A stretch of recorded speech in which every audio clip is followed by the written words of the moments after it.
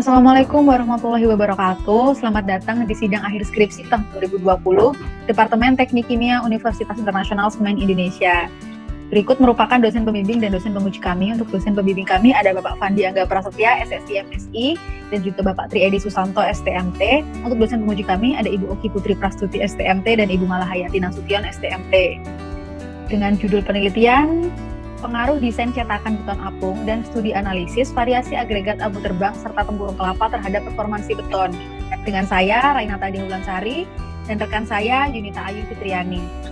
Untuk topik pembahasannya, dari pendahuluan, tinjauan pustaka, metodologi penelitian, hasil dan pembahasan, kesimpulan dan saran, dan daftar pustaka.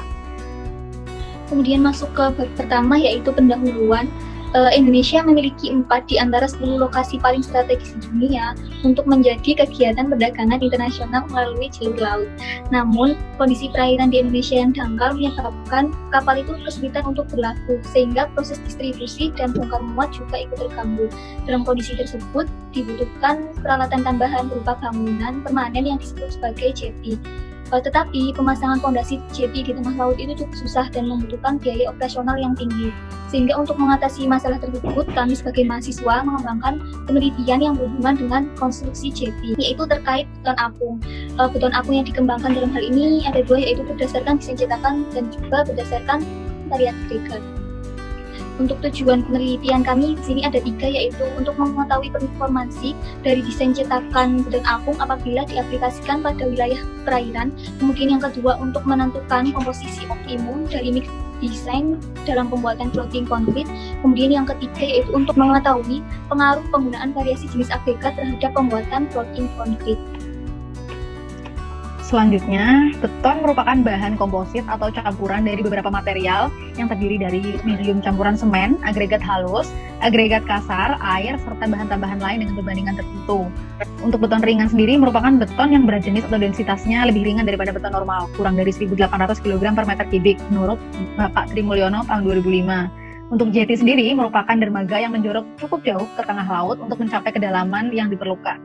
Sedangkan floating concrete merupakan struktur penahan gelombang yang terapung.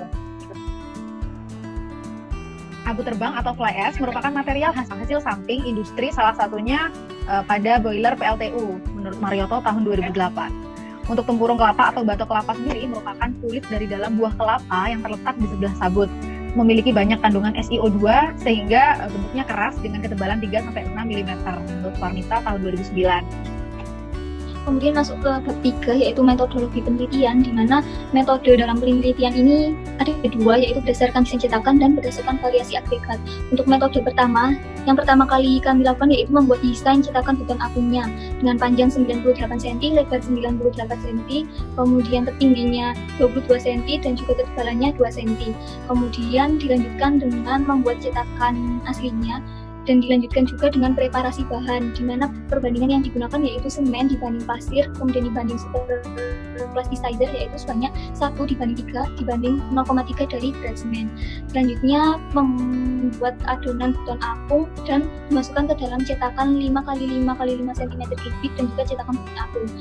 Untuk cetakan 5x5x5 cm kubik ini akan dilakukan pengeringan selama 1 hari, kemudian dilanjutkan dengan curing selama 3, 7 hari, 14 hari, dan 28 hari sesuai dengan variabel uji kuat tekan. Sedangkan untuk beton apung yang sudah jadi, selanjutnya akan dilakukan uji apung di laboratorium proses dan operasi teknik kimia UNISI. Selanjutnya, metodologi kedua, pada awalnya kami melakukan proses pembuatan beton apung menggunakan tumis, fly ash, dan juga foam agent. Namun hasilnya kurang baik dan penelitian ini tidak dapat dilanjutkan karena terkendala COVID-19, sehingga hasilnya tidak maksimal. Kemudian kami beralih ke penelitian menggunakan analisis jurnal, menggunakan topik abu terbang dan juga tempurung kelapa. Berikut ini merupakan diagram aliannya, mulai dari pengumpulan jurnal hingga penarikan kesimpulan. Kemudian masuk ke bab 4 atau hasil dan pembahasan. Untuk hasil metode yang pertama berdasarkan desain cetakan dapat dilihat di grafik bahwa kuat tekan paling optimum itu pada umur 28 hari sebesar 7,45 MPa, di mana nilai tersebut mengalami kenaikan sebesar 68,6% dari nilai kuat tekan pada umur 3 hari. Kemudian didapatkan juga bahwa nilai densitas beton apungnya ini sebesar 450 kg per meter kubik.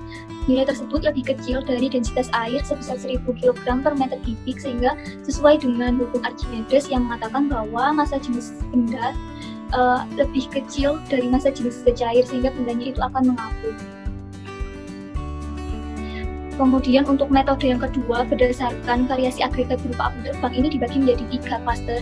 Untuk klaster pertama yaitu pengaruh agregat kasar, kemudian klaster kedua yaitu penggantian agregat halus dengan abu terbang dan adanya penambahan foaming agent. Kemudian untuk klaster ketiga yaitu penggantian sebagian semen dengan abu terbang.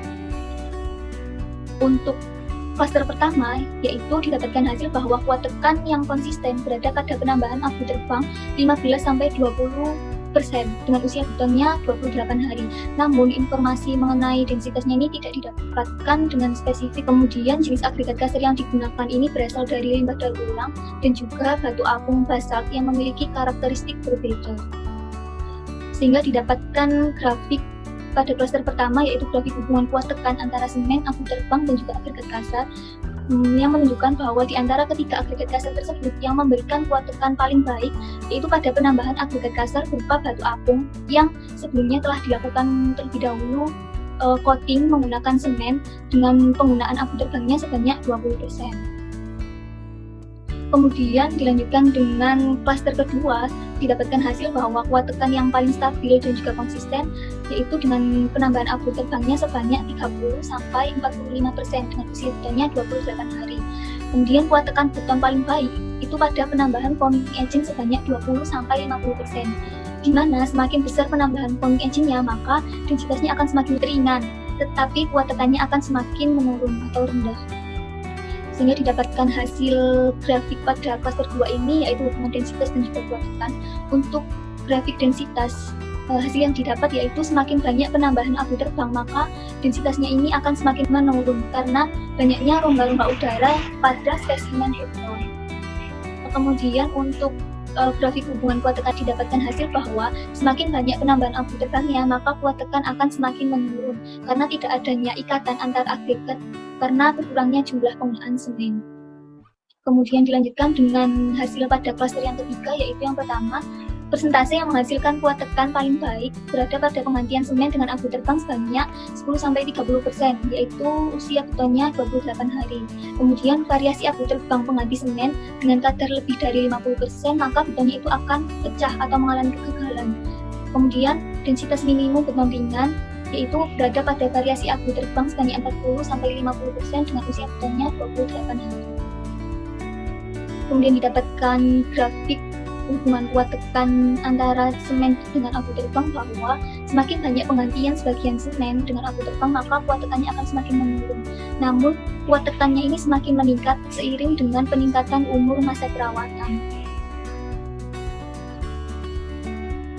Didapatkan kesimpulan dari metode 2 dari variasi agregat berupa abu terbang bahwa kuat tekan paling optimum berada pada klaster yang pertama, di mana penggunaan abu terbang sebagai agregat halus dan batu apung sebagai agregat kasar dengan nilai kuat tekannya sebesar 39,24 MPa.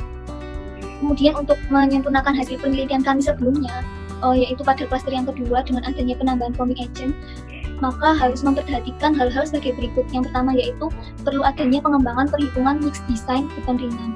Kemudian yang kedua yaitu penggunaan foaming agent disarankan maksimal 50% dari kebutuhan bahan baku.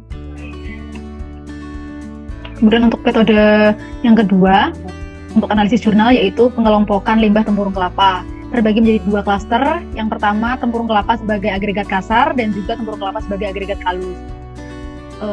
Kesimpulan untuk tempurung kelapa sebagai agregat kasar, kuat tekan yang paling tinggi pada rentang 2,5 sampai dengan 5% pada usia beton 28 hari dan kuat tekan paling optimum yaitu pada rentang 2,5% sebesar 19,854 MPa. Untuk densitas minimumnya sebanyak penambahan tempurung kelapa 100% yaitu 1118,30 kg per meter kubik. Semakin tinggi persentase penambahan tempurung kelapa maka menyebabkan kuat tekannya semakin rendah dan densitasnya juga akan semakin ringan. Untuk rentang ukuran tempurung kelapa yang baik digunakan berada pada rentang 4,75 sampai 20 mm. Hasil metode 2 pada tempurung kelapa sebagai agregat kasar dapat diketahui bahwa kuat tekan yang paling optimum pada persentase penambahan tempurung kelapa sebesar 2,5% mencapai 19,854 MPa. Grafik cenderung mengalami penurunan seiring dengan semakin banyak penggantian tempurung kelapa, dapat dilihat. Namun dengan penggantian tempurung kelapa sebanyak 2,5%, nilai kuat tekan yang dihasilkan mampu melebihi nilai dari beton normal, yaitu 18,443 MPa, dengan peningkatan nilai kuat tekan sebesar 7,65%. Nilai kuat tekan optimum pada persentase 2,5% sudah memenuhi standar beton normal berdasarkan SNI 032847/2002 dengan syarat kuat tekan lebih dari 17,5 MPa. Untuk grafik hubungan kuat tarik penggantian tempurung kelapa sebagai agregat kasar, grafik cenderung mengalami penurunan meskipun terdapat peningkatan nilai kuat tarik pada rentang tempurung kelapa 7,5% sebesar 2,78% peningkatannya. Namun pada rentang berikutnya kembali mengalami penurunan. Hal ini menunjukkan bahwa penambahan tempurung kelapa tidak dapat meningkatkan nilai kuat tarik beton pada usia 28 hari menurut Nawati tahun 2019. Selanjutnya klaster 2, tempurung kelapa sebagai agregat halus. Kuat tekan yang paling tinggi dan konsisten pada rentang penambahan tempurung kelapa 1 sampai dengan 10%. Dan yang paling optimum pada penambahan 1% yakni 47,65 MPa. Semakin tinggi persentase penambahan tempurung kelapanya, maka kuat tekan dan densitasnya akan semakin rendah.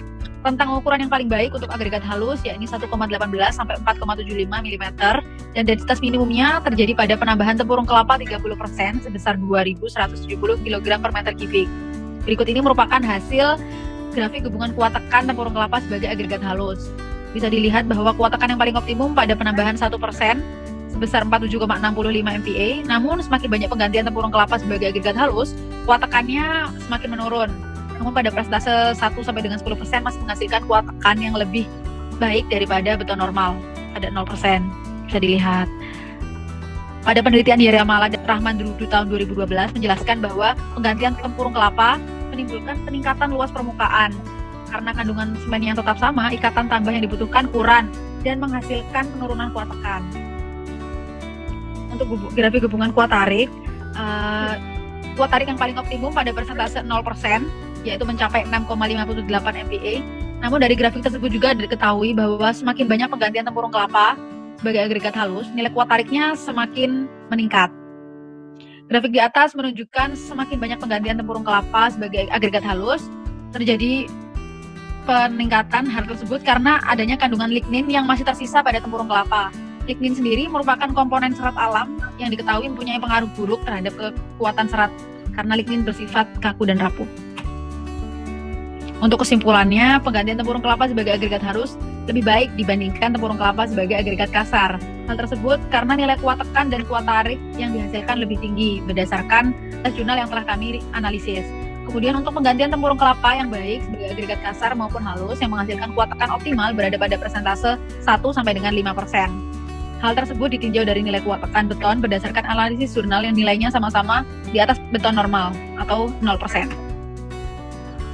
Kemudian bab 5 yaitu kesimpulan dan saran.